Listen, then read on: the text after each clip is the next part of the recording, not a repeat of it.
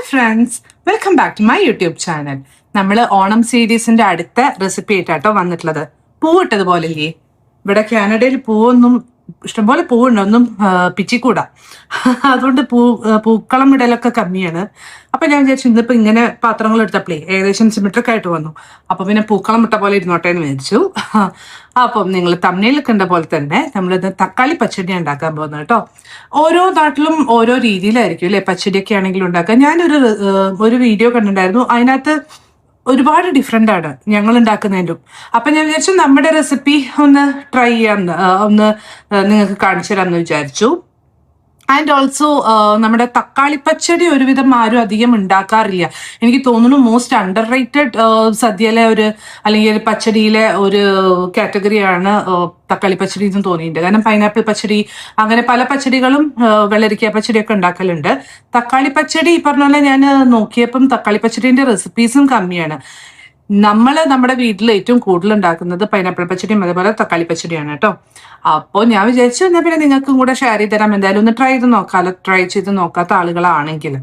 Okay, അപ്പോൾ നമുക്ക് എന്തൊക്കെയാ അതിന് വേണ്ട നോക്കാം. മെയിൻ തിങ് തക്കാളി ചെറുതായിട്ട് അരിഞ്ഞതാണ് ഞാൻ.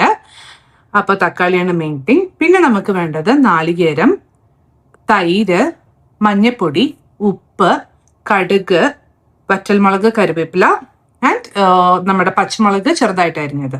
ഇത്തിരി വെളിച്ചെണ്ണ പിന്നെ ഞാൻ പറയുന്നു ഞാനിവിടെ വെച്ചിട്ടില്ല. ഓഫ് കോഴ്സ് വെളിച്ചെണ്ണ വേണമല്ലോ, നമ്മുടെ എന്താ പറയുക, നമ്മുടെ നാടൻ ഐറ്റംസ് ആകുമ്പോൾ. അപ്പം ഇത്രയും കാര്യങ്ങൾ അതിന് വേണ്ടത്. അതെങ്ങനെയാ ചെയ്യാന്നുള്ളത് പെട്ടെന്ന് നോക്കാം. അപ്പം നമ്മൾ ഇതൊരു മൺചട്ടിയിൽ ഉണ്ടാക്കാൻ പോകുന്നു കേട്ടോ. അതിനായിട്ട് മൺചട്ടി എടുത്ത് അതിലേക്ക് ആവശ്യത്തിനുള്ള, അതായത് എടുത്തു വെച്ച തക്കാളി ഇടാം. അതേപോലെ പച്ചമുളക് ചെറുതായിട്ട് പൊടിപൊടിയായിട്ട് അരിഞ്ഞ പച്ചമുളക് ഇട്ടു. ഇനി ആവശ്യത്തിന് മഞ്ഞപ്പൊടി, ഉപ്പ്, ഇത്ര ഇട്ടിട്ട് നമുക്ക് ആവശ്യത്തിനുള്ള വെള്ളവും കൂടെ ഒഴിച്ചിട്ട്, കുറച്ച് വെള്ളം ഒഴിച്ചാൽ മതി, മറ്റേത് പിന്നെ വറ്റാൻ ബുദ്ധിമുട്ടാവും. കുറച്ച് വെള്ളം കൂടെ ഒഴിച്ചിട്ട് നന്നായിട്ടൊന്ന് മിക്സ് ചെയ്തിട്ട് ഒന്ന് അടച്ചു വെച്ചിട്ട് വേവിക്കുക കേട്ടോ.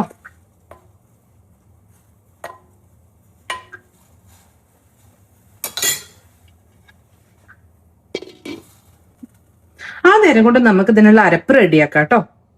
അപ്പോ അരപ്പ് റെഡിയാക്കാനായിട്ട് നമുക്ക് ഒരു മിക്സിയുടെ ചെറിയ ജാറിലേക്ക് ആവശ്യത്തിനുള്ള നാളികേരം,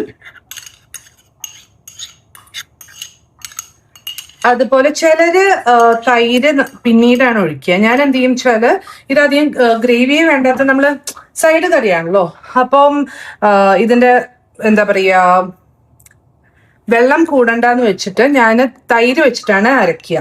അപ്പൊ പിന്നെ പ്രശ്നമില്ലല്ലോ. ഇതിപ്പോ അധികം പുളിയില്ലാത്ത തൈരാണ്, അതുകൊണ്ട് ഞാൻ കുറച്ചധികം ഇടുന്നുണ്ട്. തൈരിട്ടു. ഇനി നമുക്ക് വേണ്ടത് ആവശ്യത്തിനുള്ള കടുക് അധികമാവാനും പാടില്ല. കടുക് ഇട്ടിട്ടുണ്ട്. നമുക്കൊന്ന് പെട്ടെന്ന് നല്ല മഷി പോലെ അരച്ചിട്ട് വരാം. അപ്പൊ ഇതാ നന്നായിട്ട് അരഞ്ഞിട്ടുണ്ട്. നമ്മുടെ അടുപ്പത്തുള്ള സംഭവം വേവാൻ തുടങ്ങിയിട്ടുണ്ടാവും. പിന്നെ ഞാനൊരു ഡിഫറൻസ് പറഞ്ഞില്ലേ, ചില റെസിപ്പീസ് നോക്കിയപ്പോൾ അവര് കടുക് അരയ്ക്കുന്നില്ല ഇതിന്റെ കൂട്ടത്തില്.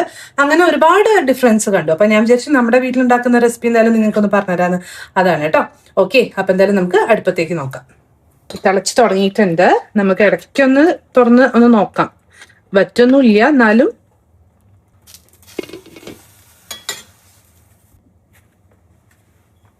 ഏകദേശം വേവായിണ്ടാവും. തുറന്ന് നോക്കാം. തക്കാളിക്ക് അധികം വേവൊന്നുമില്ല അല്ലോ. ഇനി ബാക്കി വേവ് തുറന്നതാവട്ടെ, എന്നാൽ നമുക്ക് എക്സസ് ആയിട്ടുള്ള വെള്ളം അങ്ങോട്ട് വറ്റി കിട്ടും. ഓക്കെ, വെള്ളമൊക്കെ ഇതാ പാകത്തിനായിണ്ട് കേട്ടോ. അതാ ഞാൻ പറഞ്ഞ ആദ്യം വെള്ളം വളരെ കുറച്ച് ഒഴിച്ചാൽ മതി, കാരണം തക്കാളിയിൽ നിന്നും വെള്ളം ഇറങ്ങുമല്ലോ. ഇനി നമുക്ക് ഈ സ്റ്റേജില് സിമ്മാക്കട്ടെ. നമ്മള് അരച്ചു വെച്ച് നാളികേരുണ്ടല്ലോ, അത് ഒഴിച്ചു.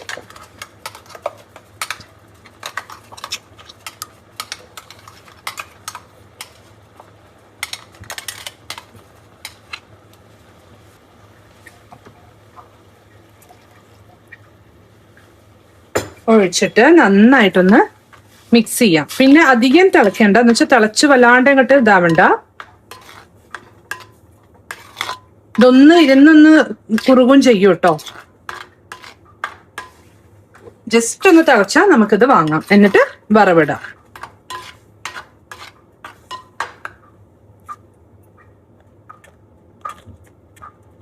നമുക്കിത് വാങ്ങി വെക്കാം, എന്നിട്ട് വറവിടാം കേട്ടോ.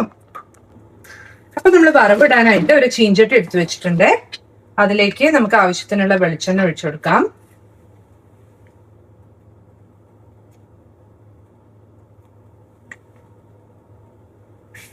വെളിച്ചെണ്ണ നന്നായിട്ട് ചൂടാവട്ടെ. ഓക്കെ, വെളിച്ചെണ്ണ നന്നായിട്ട് ചൂടായിട്ടുണ്ട്. അതിലേക്ക് നമുക്ക് ആവശ്യത്തിനുള്ള കടുക് ഇട്ട് കൊടുക്കാം.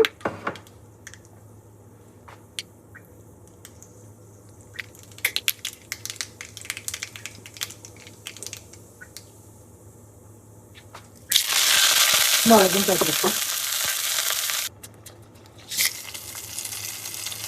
അപ്പൊ എന്താ നമ്മുടെ തക്കാളി പച്ചടി റെഡി ആയിട്ടുണ്ട്. വളരെ ടേസ്റ്റിയാണ്. എന്തായാലും എല്ലാവരും ട്രൈ ചെയ്യണം കേട്ടോ.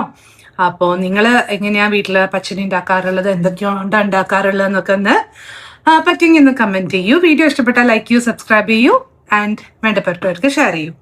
ഓക്കെ, അപ്പൊ അടുത്ത വീഡിയോയിൽ കാണുന്നവരെ ബൈ.